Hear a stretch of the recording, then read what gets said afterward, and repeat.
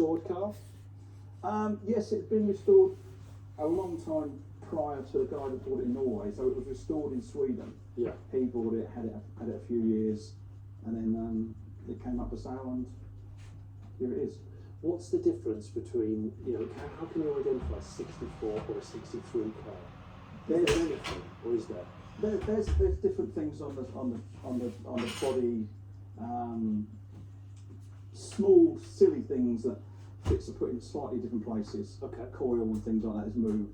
Just crazy little things. And of course, if they move something, you've got holes in the body. Yes. Where they drilled it, and obviously if it's no holes, then you know it's a slightly different model. Okay. Just silly things like that. What made you buy it in Norway? Did you just hear about it and think that seems good? A guy contacted me and just said, I just need to get rid of it, I just want to get rid of it, blah, blah, blah. Would you come and have a look? Not really, but Well, yes. I was going to say, what, pop over? Yeah, just pop over. And I did. And it was pretty much in this condition. So, I've got to have it. Okay. It's the ultimate in Lotus Cortina's the early car.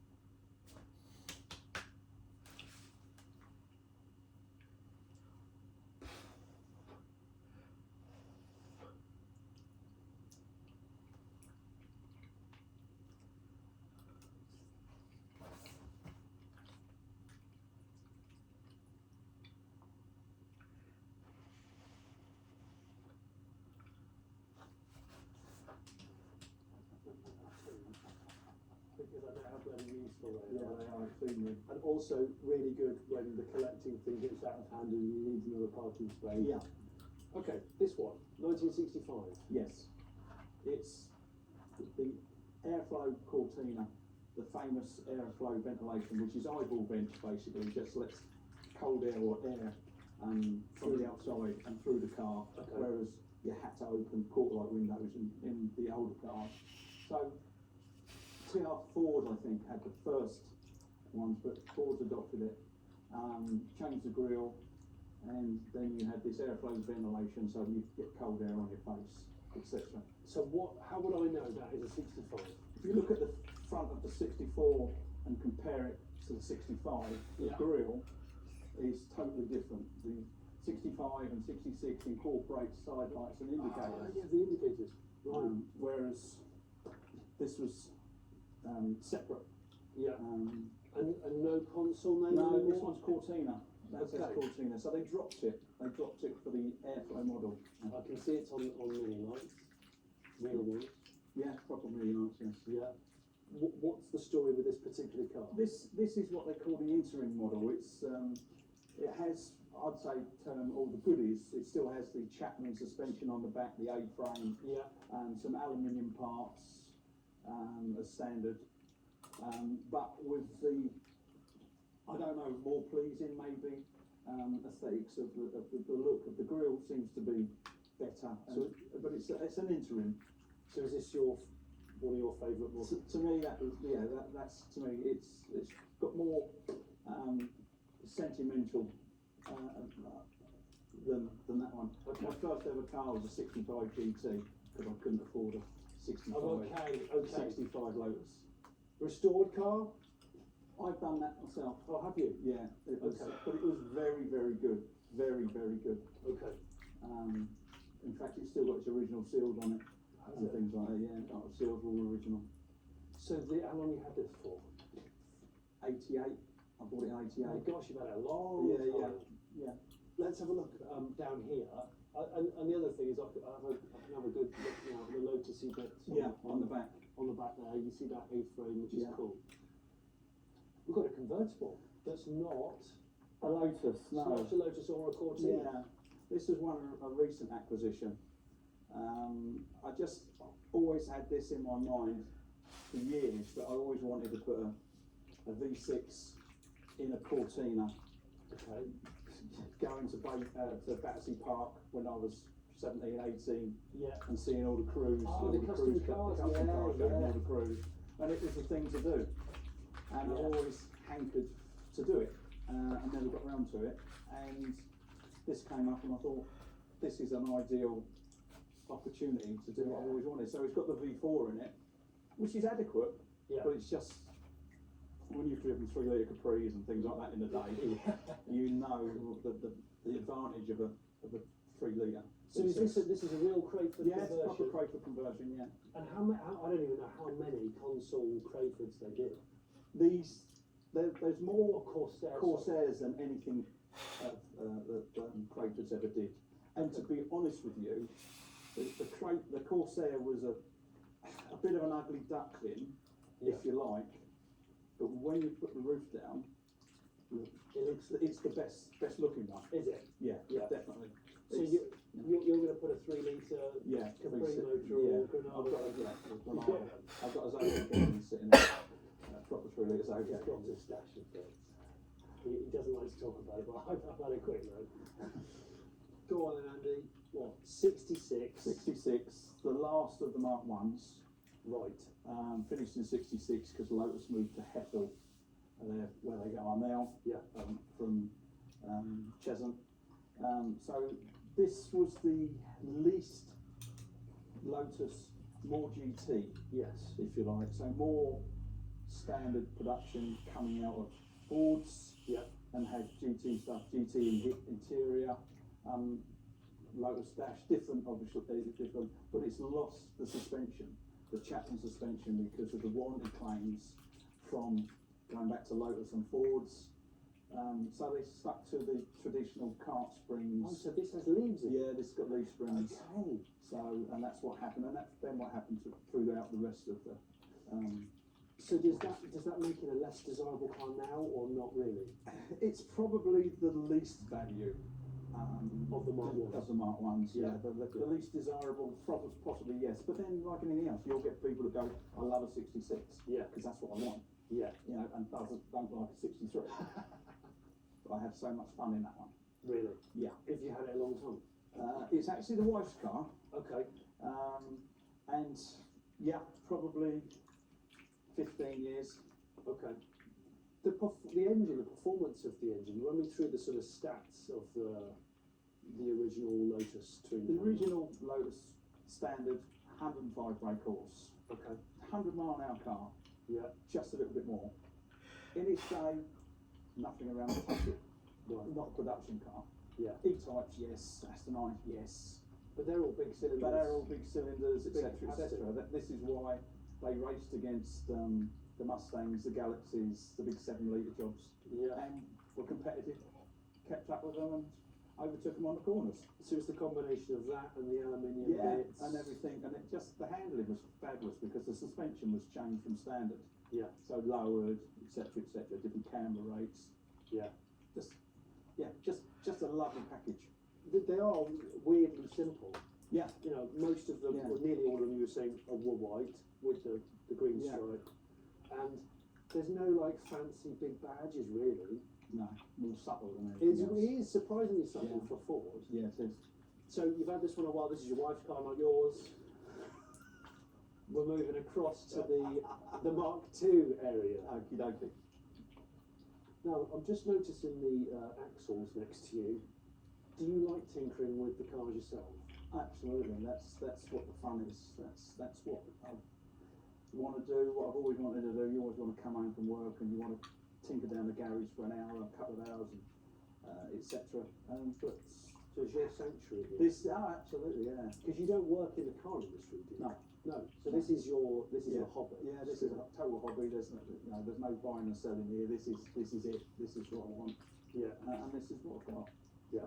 Well happy. What do you drive day to day? Because I mean, obviously these are pretty valuable cars now. They're not the Yeah. kind of car you'd use every day. Yeah. Well, maybe you'd use the line every day. But Yeah. what do you drive every day? To be fair, I'm a transport manager.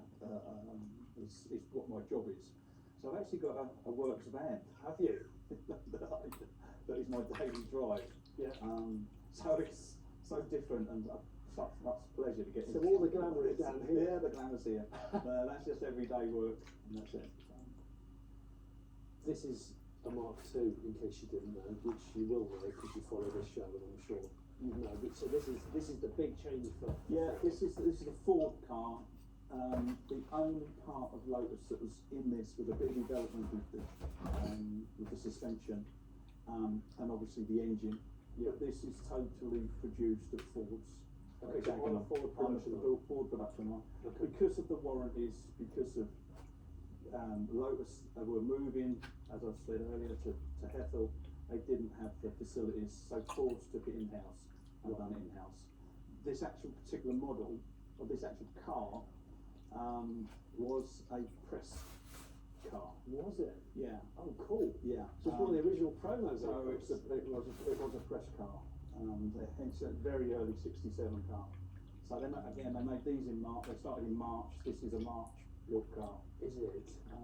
So this has appeared in magazines. Yeah. And Yeah, there's pictures of it in Longley.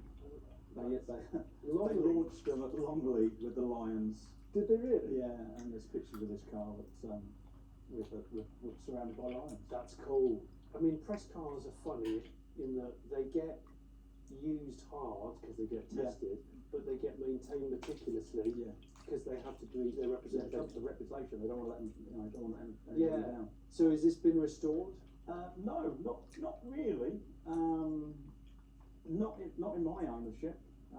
It's pretty good to start with. Is to be it? fair? Yeah. So This is the sort of car that Ford would want to own. yeah. Isn't it? Well, they're museum. Not that you're selling it because you don't sell stuff. If you told me No, on I don't camera, sell it doesn't sell anything. But Yeah. it looks really good. I've never driven a Mark II Lotus Cortina. Right. No, I've never driven one. Okay. No. A bit more refined Is than the it? Mark. Yeah. The later you go, I wouldn't say softer ride, but just a better ride. People hate me for saying it, but the Mark II is a better driving car. Okay. It's one of those things. It probably doesn't get the glory that the Mark I. Absolutely, yeah. The Mark I's just that much more identifiable. Yeah. But interesting. Let's move over to the Ram. 68. Yeah, 68. This looks like it's seen some action, shall we say? Yeah, I don't know a lot of history about this one. It was a recent acquisition. Just bought it because I needed a 68. And it was locked down and you were bored. And it was locked down and I was bored. And the garage wasn't finished. So I needed something. So yeah, so I bought it. It's had a life, it's been rallied. It really has. There's evidence, a lot of evidence of it being rallied. You can see it's got some rot, but as like rally cars do, they get utterly battered. Oh, battered, yes. Really, really battered. Yeah. That's a hell of a sun car. That's lovely, isn't it? It looks like a blooming girder. Yeah, it must sort of sit down at the front, I think, when it's back on its wheels. Yeah. So you bought it as a long retired competition. Yeah. It sat outside a long time. It wasn't even under the tarpaulin. Well, it was under a slight tarpaulin, and it was ripped and this, that, and the other. And I just thought, yeah, go on then. I'll have it for the sake of having it. So is it a UK car? Is it? It's definitely a UK car. It's a '68 car. It's what they call a black badge car, which came out just after Jim Clark died. A black badge? Yeah, the badges on the back are not yellow and green. They are black. Oh, okay. So like a memorial thing. It's a memorial thing. Yeah, Jim Clark died in April '68, and this is a June '68. And Colin Chapman asked that all Lotus cars have black badges in memorial. That's cool. I didn't know that. Of Jim Clark. I didn't know that. Cool. I just noticed your clock. That's a very cool clock. Did you make that? No, a friend of mine made it, and I'm very grateful to him. He said, I've got to do something for you to go in the workshop. That looks ace. Before we get carried away with clocks, underneath the rally car, you've got, and I'm right in thinking, Crayford convertible. Another Crayford convertible, But yeah. and a factory Lotus Cortina.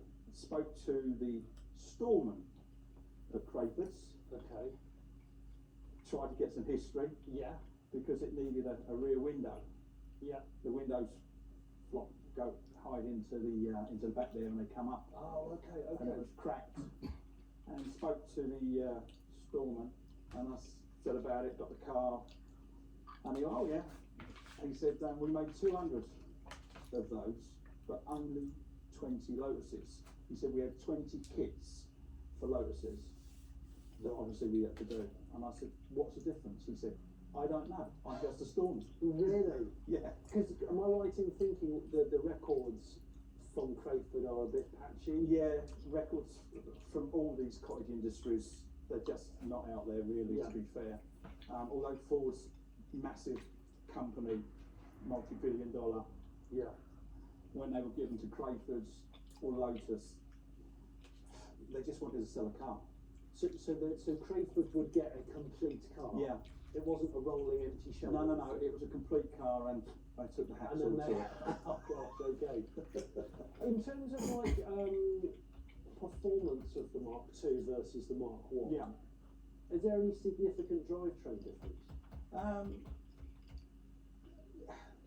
Really technically, that had a straight prop. The Mark IIs and the later Mark I's had a split prop.